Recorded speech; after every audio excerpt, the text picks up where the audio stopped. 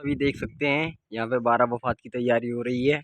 यहाँ पे माल इतना बड़ा है और ये हाइस अभी हमारी बन के आई थी तो हमने इसके नीचे भी फंसा दिए हैं बस। और ये 12 वफात बेलताल आप सभी देख सकते हैं कि यहाँ पे बहुत ज़ोर ज़ोर से तैयारी हो रखी है। यहाँ पे यूनिट वूनट सब आ रखी है। मतलब ये हमारे तुलसी भी टकला हो गया है। देखो हंसो का है रैया यार दे यार हैं। यहाँ पे साहू डीजे आ रहा है और साहू डीजे से हमारा कंपटीशन है बहुत तगड़ा और इसी गाड़ी से हो रहा है। और बस अभी तो हमने इसको छोटी गाड़ी दिखा रहे हैं, रात को ये कब पहाड़ बन जाए हमें खुद नहीं पता। काम तो रात को चालू होगा। और ये डीजे के ओनर बैठे हैं जो भाई आज गाड़ी चलाना तो डीजे की अभी देख रहे दुकान आप मुझे देख लो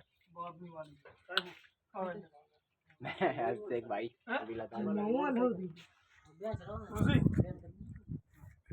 मुझे गाड़ी लेके